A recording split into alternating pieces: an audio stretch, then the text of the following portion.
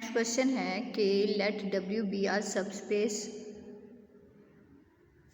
R3 if dimension of W is equal to 0 then W is line through the origin, plane through origin, entire space of R3 और a point। और सबसे पहले तो हम देखते हैं कि डायमेंशन का क्या मतलब है। डायमेंशन अगर किसी की ज़ीरो होती है, अगर किसी की डायमेंशन इक्वल टू ज़ीरो होती है, इसका मतलब है कि ना उसकी लेंथ है, नो लेंथ,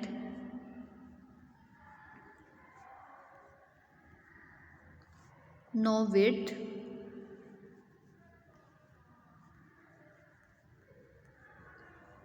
नो हाइट। मतलब अगर किसी की डायमेंशन ज़ीरो होती है, इसका मतलब है कि ना उसकी कोई लेंथ है, ना उसकी विड्थ है और ना ही हाइट है। तो ऐसा पॉइंट जो ना लेंथ रखता हो, विड्थ ना उसकी हो, ना हाइट हो, वो एक पॉइंट कहलाता है। लाइन की डायमेंशन जो है वो 1 होती है। एक लाइन है तो इसकी डायमेंशन हमेशा 1 होगी। और अगर कोई 2 डायमेंशनल फिगर है तो इसकी डायमेंशन होगी XY प्लेन में। अगर हम स्पेस की बात करें तो वो हमारे पास 3 डायमेंशनल हो जाती है।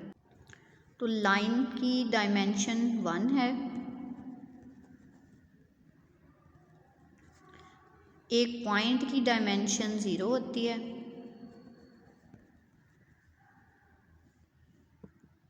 अगर हमारे पास कोई प्लेन है तो उसकी डायमेंशन 2 होती है, और डायमेंशन 3 होती है स्पेस की।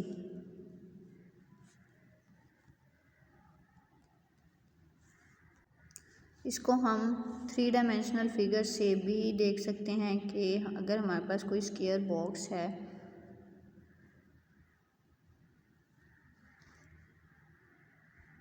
तो ये हमारे पास एक 3 डायमेंशनल फिगर है, इसकी डायमेंशन 3 होगी।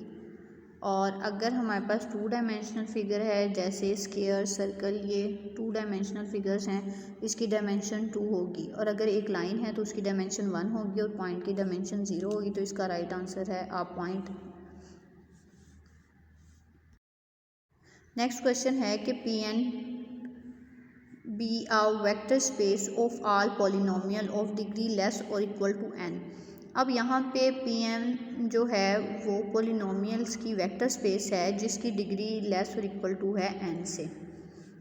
अब हमने डायमेंशन बतानी है Pn की, तो पॉलिनोमियल की जो डायमेंशन होती है वो n+1 होती है।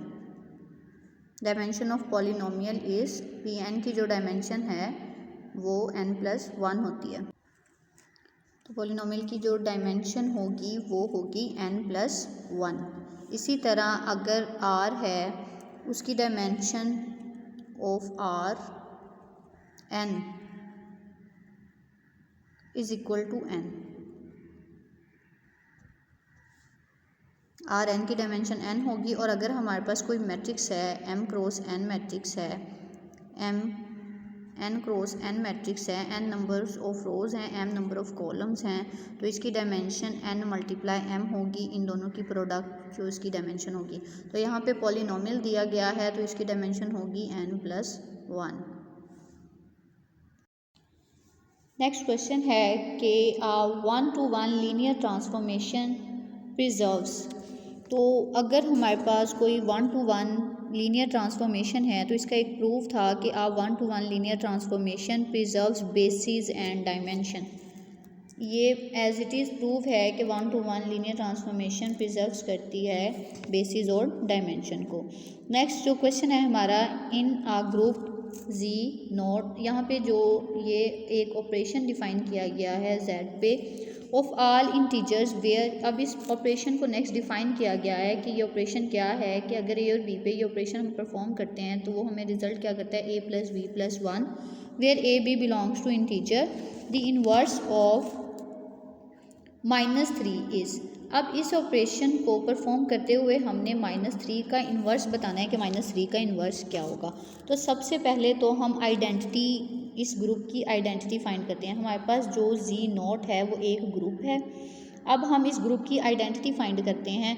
आइडेंटिटी कैसे फाइंड करेंगे कि अगर हम A का ऑपरेशन परफॉर्म करें, बाइनरी ऑपरेशन E के साथ इसी ऑपरेशन को परफॉर्म करें, B की जगह मैं अगर आइडेंटिटी लगाऊं तो A प्लस E प्लस 1, इनको अगर A को मैं E से मल्टीप्लाई करती हूँ तो मुझे A आंसर मिलेगा, which is equal to A plus E plus 1। इस इक्वेशन को सॉल्व करने से A is equal to -1 answer मिलेगा। इसका मतलब है कि आइडेंटिटी इसमें -1 है। यहाँ आइडेंटिटी एलिमेंट जो हमें मिला है वो है -1। Here identity is -1। अब अगर मैं A इज़ इक्वल टू -3 लिखूँ, अब मैंने A का इन्वर्स फाइंड करना है। इन्वर्स का मतलब है कि अगर मैं A को किसी भी वेरिएबल से मल्टीप्लाई करूँ तो मुझे आंसर में आइडेंटिटी मिले। अब अगर मैं इसी ऑपरेशन को फॉलो करूँ, A बाइनरी ऑपरेटर लगाया है, not B is equal to A plus B plus 1। अब A की जगह अगर मैं -3 सब्स्टिट्यूट करूँ तो यहाँ पे जो B की वैल्यू होगी वो इसका इन्वर्स होगा। अब A की जगह मैंने -3 लगाया प्लस B प्लस 1। अब आंसर मुझे क्या मिलना चाहिए, इज़ इक्वल टू आइडेंटिटी मिलना चाहिए। अब इसको अगर मैं सॉल्व करूँ, -3 प्लस B प्लस 1 को सॉल्व करूँ तो मुझे आंसर मिलेगा -2 प्लस B, और आइडेंटिटी की वैल्यू पुट करूँ तो आइडेंटिटी इज़ इक्वल टू -1 है, -1। तो यहाँ से B का आंसर होगा +1। इसका क्या मतलब है कि यहाँ पे जो इन्वर्स है -3 का वो है 1 is the right answer, option D. तो अगर आपको ऐसी कोई भी आइडेंटिटीज़ दी जाएँ तो सबसे पहले आपने उस एक्सप्रेशन को यूज़ करना है, उस इक्वालिटी को यूज़ करके आइडेंटिटी की वैल्यू फाइंड करनी है। तो यहाँ पे मैंने B की जगह आइडेंटिटी लगाया और आइडेंटिटी की वैल्यू फाइंड की, आइडेंटिटी मुझे -1 मिली। अब इस एक्सप्रेशन में हमने A को -3 सब्स्टिट्यूट किया और इसके साथ जो इसका ऑपरेशन परफॉर्म करके आइडेंटिटी आएगा वो इसका क्या होगा, इन्वर्स होगा। तो यहाँ से हमें पता चला कि जो -3 का इन्वर्स है वो है 1। नेक्स्ट क्वेश्चन है, this set Z of all integer is not a vector space over field R। अब यहाँ पे जो हमें इंटीजर्स वेक्टर स्पेस दी गई है, वेक्टर स्पेस उन्होंने कहा है कि जो Z है वो वेक्टर स्पेस नहीं है, फील्ड उन्होंने हमें दी है R, रियल नंबर फील्ड दी है। अंडर ऑर्डिनरी एडिशन और multiplication of real number because. अब हमने रीज़न बतानी है कि क्यों ये वेक्टर स्पेस नहीं है।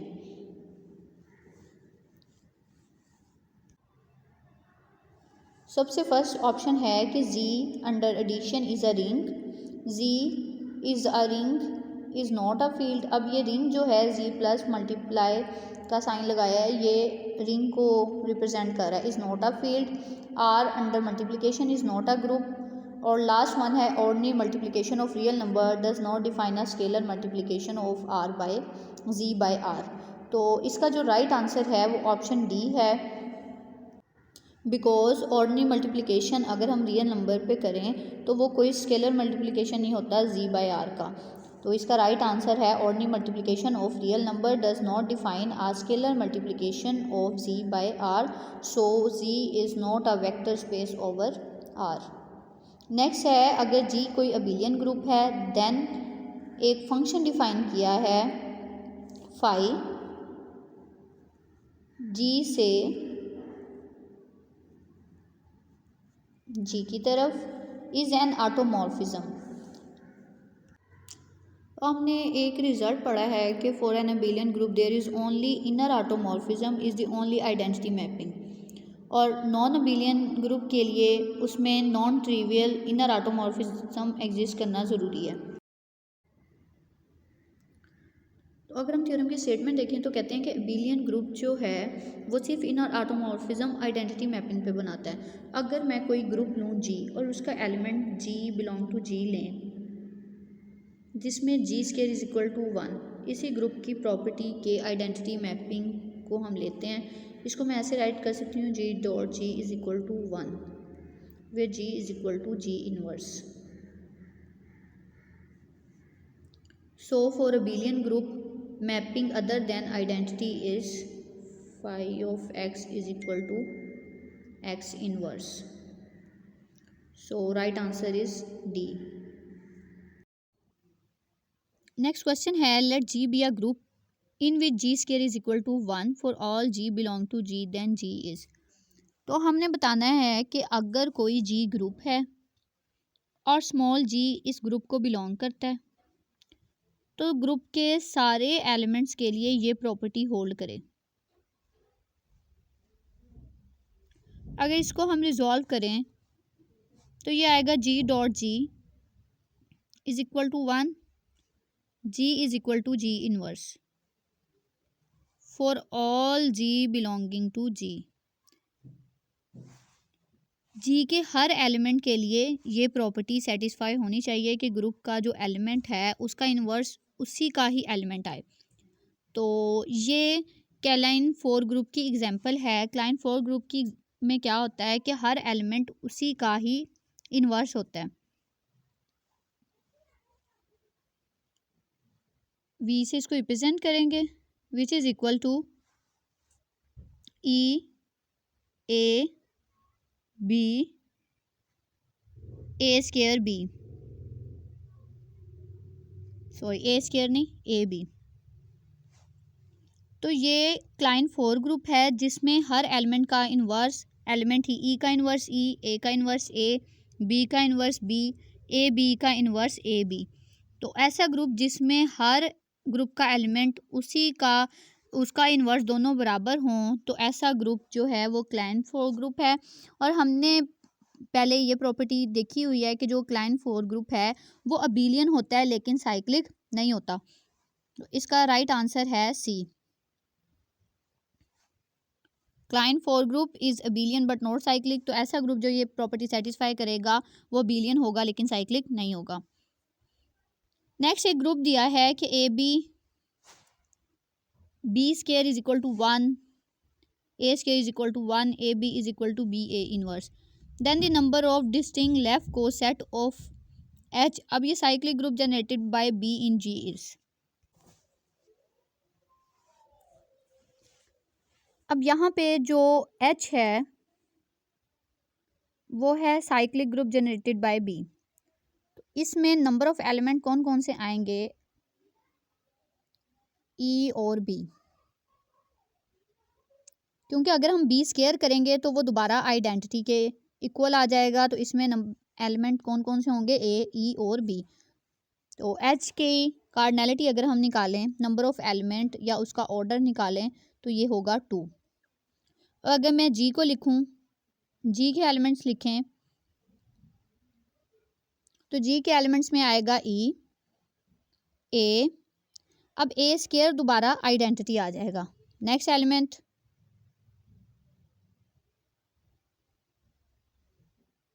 सॉरी यहाँ पे ए क्यूब आना चाहिए था, इधर ए क्यूब आएगा। A square B A B A square B. तो इसके टोटल नंबर ऑफ एलिमेंट्स कितने हैं, 1 2 3 4 5 6। तो जी के नंबर ऑफ एलिमेंट क्या होंगे, 6।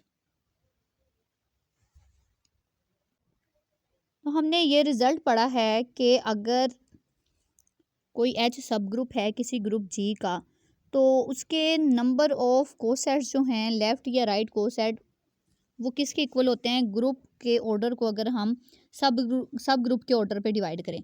यहाँ पे सब ग्रुप का ऑर्डर 4 है और ग्रुप का ऑर्डर 6 है। अगर 6 को डिवाइड करेंगे 2 पे तो हमें आंसर मिलेगा 3। तो नंबर ऑफ डिस्टिंक्ट कोसेट्स कितने हैं इसमें, 3। इसी तरह अगर आपको कोई भी क्वेश्चन दिया जाएगा तो सबसे पहले आपने सब ग्रुप का ऑर्डर निकालना है, फिर आपने ग्रुप का ऑर्डर फाइंड आउट करना है, तो नंबर ऑफ़ लेफ़्ट और राइट कोसेट निकालने के लिए जो n है वो ग्रुप के ऑर्डर को उसके सब ग्रुप के ऑर्डर पे डिवाइड करने से आपको मिलेगा। तो यहाँ पे जो ग्रुप का ऑर्डर था 6 था, सब ग्रुप का ऑर्डर 2 था, तो यहाँ पे नंबर ऑफ़ लेफ़्ट कोसेट हमें मिले हैं 3। नेक्स्ट क्वेश्चन है a linear transformation T such that U to V is 1 to 1 if and only if kernel of T is equal to। तो ये डेफिनेशन है कि a linear transformation is 1 to 1 if kernel is equal to 0। तो यहाँ पे आएगा kernel of T is equal to 0। Right answer is C। Next question है for a scalar point function. इस क्वेश्चन में फाई एक्स वाई जी जो है वो स्केलर पॉइंट फंक्शन है। हमने डाइवर्जेंस ऑफ ग्रेडियंट ऑफ 5 इसमें फाइंड आउट करना है। तो डाइवर्जेंस किसी भी स्केलर की वो वेक्टर होती है। Divergence of scalar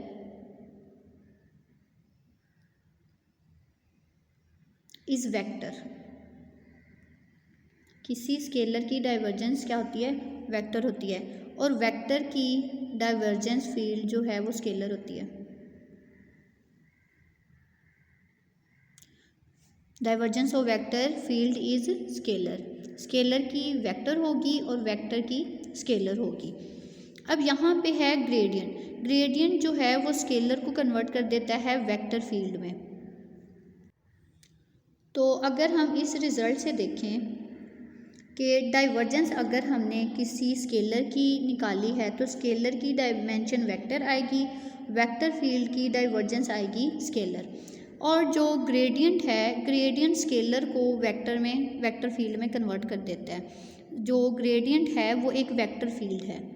vector field, gradient is vector, GRAD, grade is a vector field. तो ये हर स्केलर को वेक्टर में कन्वर्ट कर देता है। अब यहाँ पे देखें जो फाई है वो स्केलर फंक्शन है। अगर हम फाई का ग्रेडियंट लेंगे तो ये उसको वेक्टर बना देगा। क्या बना देगा? उसको वेक्टर फील्ड बना देगा।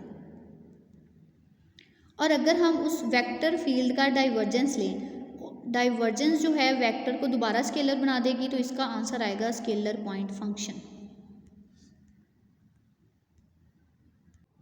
तो इसको हम कुछ इस तरह राइट कर लेते हैं कि gradient phi is vector field.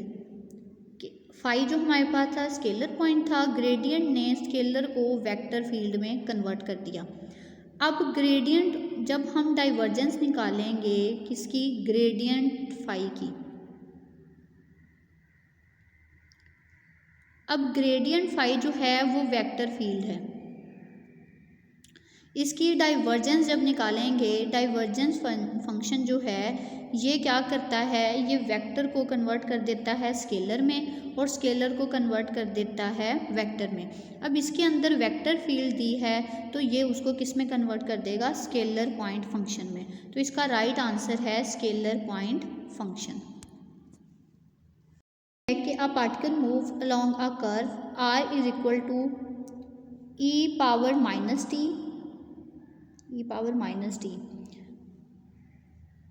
2 cos 3t, 2 sin 3t। अब x y z ये उसके कंपोनेंट्स हैं, 2 cos 3t, 2 sin 3t और e power minus t। Where t is time. अब हमने फाइंड क्या करना है? Velocity at t is equal to 0। आर हमें दिया गया है e power minus T, X component है इसका, 2 cos 3t, 2 sin 3t। अब हम इसका डेरिवेटिव लेंगे with respect to t, v find करने के लिए, dr with respect to dt। Derivative इसका लेंगे विद रिस्पेक्ट टू t। तो जब e पावर माइनस 3 का डेरिवेटिव लेंगे तो वो आएगा minus e power minus T, minus cos 3t का डेरिवेटिव लेंगे तो ये आएगा माइनस 6 साइन 3t।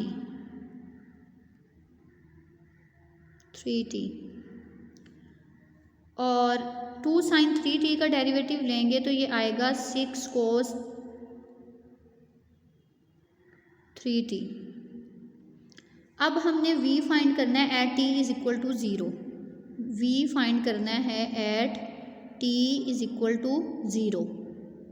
तो t की जगह हम 0 सब्स्टिट्यूट करेंगे तो e power 0,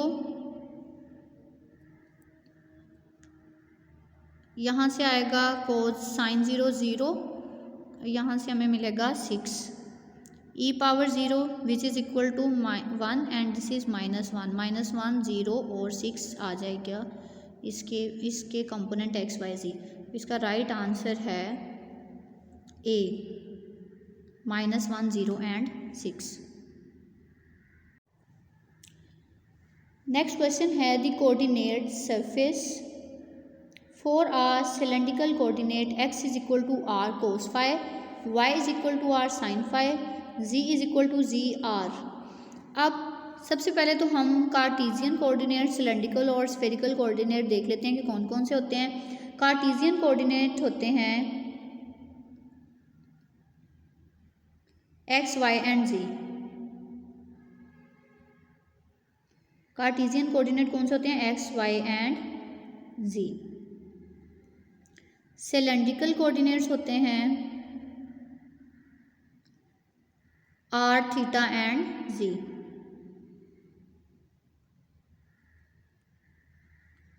r,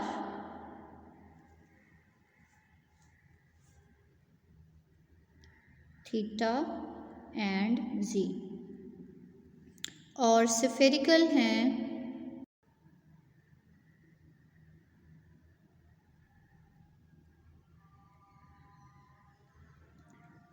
row, theta and phi. तो यहाँ पे हमसे जो क्वेश्चन पूछा गया है वो है सिलेंड्रिकल कोऑर्डिनेट्स हमने बताने हैं। तो सिलेंड्रिकल कोऑर्डिनेट हमें पता है r, थीटा और z हैं। तो यहाँ पे r जो होगा वो c1 होगा, थीटा जो होगा वो c2 होगा और z जो है वो c3 होगा इसके अकॉर्डिंग। तो इसका जो राइट आंसर है वो है ऑप्शन बी।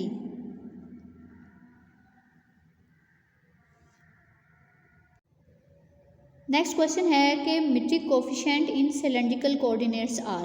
हमने मीट्रिक कोफिशिएंट बताने हैं। तो मीट्रिक कोफिशिएंट जो कार्टीजियन के होते हैं वो है 1 1 एंड 1। एक्स वाई जी उसके कोऑर्डिनेट्स होते हैं, इसके मीट्रिक कोफिशिएंट 1 1 एंड 1 है। और जो है सिलेंड्रिकल उसके कोऑर्डिनेट होते हैं r, थीटा और z। तो इसके जो मीट्रिक कोफिशिएंट हैं वो है 1 r एंड 1। इसी तरह थर्ड वन हमने पढ़ा था स्फेरिकल। स्फेरिकल के जो कोऑर्डिनेट थे वो थे रो, थीटा और फाई। इसके मीट्रिक कोऑर्डिनेट्स जो हैं वो 1 r और r साइन थीटा हैं। ये कार्टेशियन के थे, ये सिलेंड्रिकल के हैं और ये स्फेरिकल के हैं मीट्रिक कोफिशिएंट्स। तो यहाँ पे हमसे क्वेश्चन किया गया है, हमने सिलेंड्रिकल कोऑर्डिनेट्स बताने हैं। इसके सिलेंड्रिकल कोऑर्डिनेट्स आएंगे 1 r एंड 1।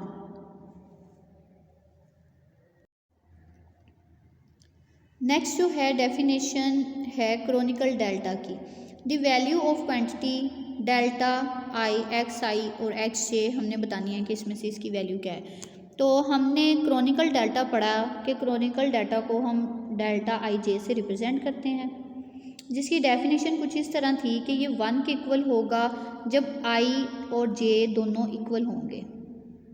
i और j दोनों इक्वल होंगे तो ये 1 के इक्वल होगा, और ये 0 के इक्वल तब होगा जब i और j दोनों आपस में इक्वल नहीं होंगे। अब बाय डेफिनेशन अगर हम देखें, अगर हम i इक्वल टू j लिखें, i इक्वल टू जे अगर हम इस पे अप्लाई करें तो ये हमें रिज़ल्ट देता है, अगर दोनों इक्वल हैं तो डेल्टा की वैल्यू आएगी 1, यहाँ से डेल्टा की वैल्यू आएगी 1। x की जगह हम लिखेंगे एक्स आई और इधर j की जगह i लिख देंगे, सॉरी i, क्योंकि एक्स और जे दोनों आपस में इक्वल हैं, तो इसका रिज़ल्ट आएगा एक्स आई और एक्स आई। तो इसको हम लिखेंगे delta i j x i और एक्स जे जो है वो इक्वल हैं। डेल्टा आई जे अगर दोनों इक्वल थे तो हमने देखा कि अगर दोनों इक्वल होंगे तो डेल्टा क्रॉनिकल डेल्टा की वैल्यू होगी 1, तो हमने इसकी जगह 1 सब्सिट्यूट कर दिया। एक्स आई हमने राइट किया, एक्स जे आई और जे दोनों इक्वल हैं तो हमने इधर एक्स आई पुट कर दिया। तो इसका रिज़ल्ट क्या आया, x i and x i, अगर आई और जे दोनों इक्वल हैं। और अगर नॉट इक्वल होंगे फॉर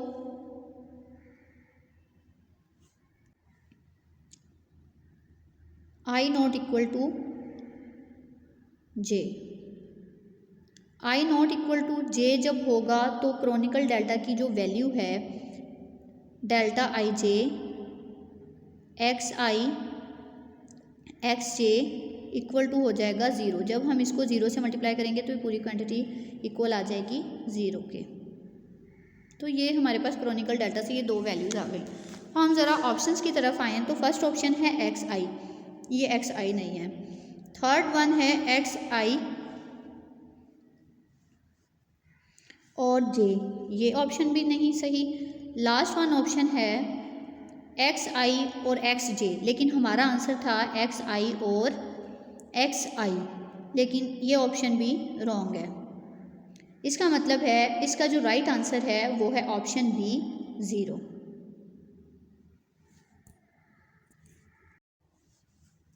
नेक्स्ट जो क्वेश्चन है a tensor of rank 5 in space of 4 dimension has component.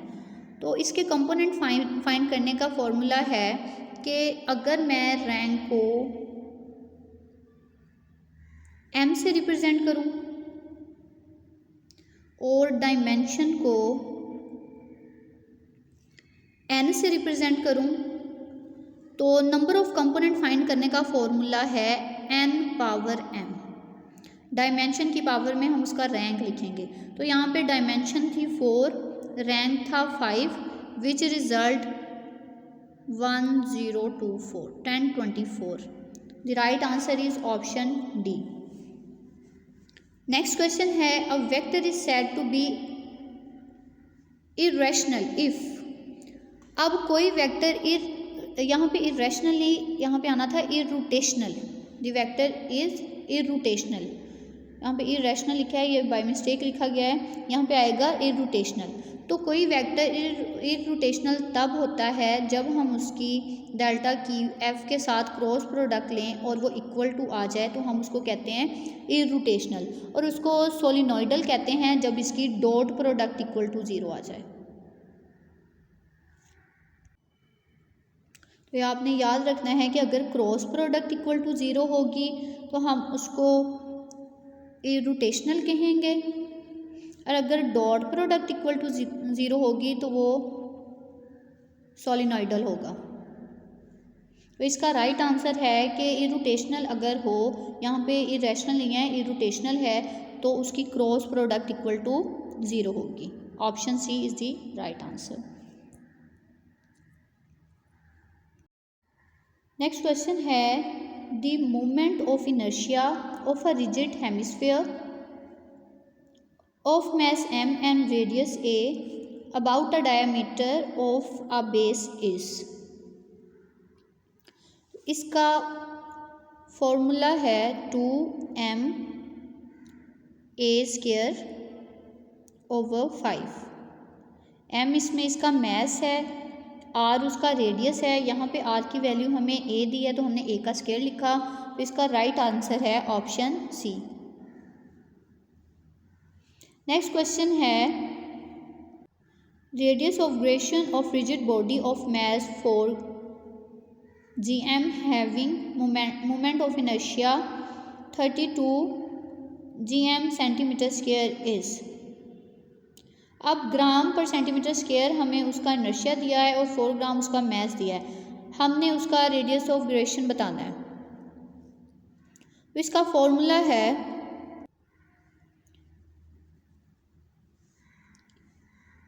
K is equal to I over M square root. अगर के रेडियस ऑफ ग्रेशन हो, आई इनर्शिया और M उसका mass हो, तो ये उसको फाइंड करने का फॉर्मूला है। यहाँ पे आई की वैल्यू है 32, मैस है 4, स्क्वायर रूट करेंगे, इसका आंसर आएगा square root 8 which is equal to 2/√2। The right answer is option B.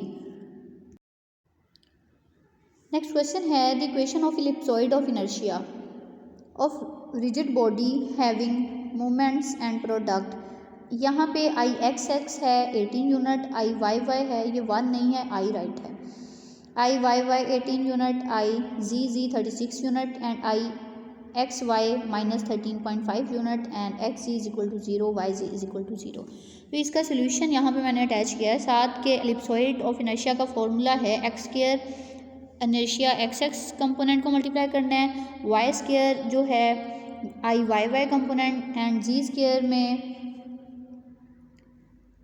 आई जी के कंपोनेंट को मल्टीप्लाई करना है, 2xy में एक्स आई एक्स वाई कंपोनेंट, 2xz में एक्स जी कंपोनेंट आई का, 2yz में Y Z component which is equal to 1। तो ये इसका फॉर्मूला है। अब हम इसमें आई एक्स एक्स की वैल्यू, वाई की और जितनी भी वैल्यूज़ हैं वो सब्स्टिट्यूट करेंगे। यहाँ पे एक्स जी और वाई जी दोनों ज़ीरो हैं तो उनकी वैल्यू ज़ीरो आ जाएंगी। बाकी ये वैल्यू हमने सब्स्टिट्यूट की, इसको सॉल्व किया, तो ये हमारा जो आंसर आया है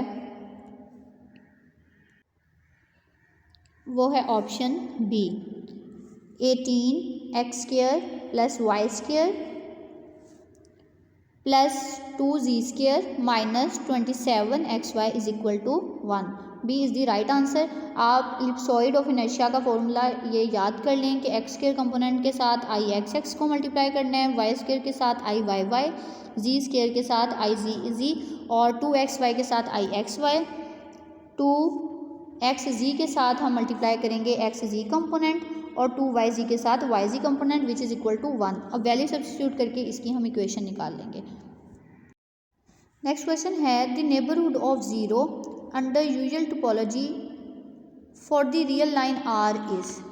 तो किसी भी नंबर अगर n है वो नेबरहुड तब होगा जब उसमें एक ओपन सेट एग्जिस्ट करेगा। अब डेफिनेशन हम जो देखी हमने इसमें नेबरहुड ऑफ ज़ीरो की, तो जो ज़ीरो है वो ओपन सेट को बिलोंग कर रहा है, ज़ीरो और एप्सिलॉन को।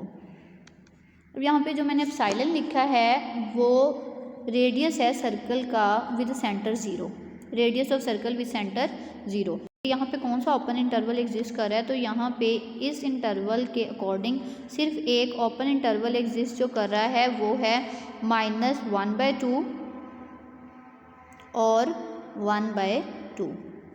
ये ऐसे आएगी ब्रैकेट इस पे। इसका राइट आंसर ऑप्शन ए है -1/2। ये ओपन इंटरवल होगा -1/2 एंड 1/2 का, और यही इसमें एग्जिस्ट करेगा नेबरहुड में। नेक्स्ट है let A is equal to 0 1 close interval B a subset of R with Euclidean metric then interior of A is. Interior of A जो है, interior of A is the largest open set, is the largest open set that contained in A। contain किस में करता है, A में। तो यहाँ पे है interior of A largest open set that contain in A।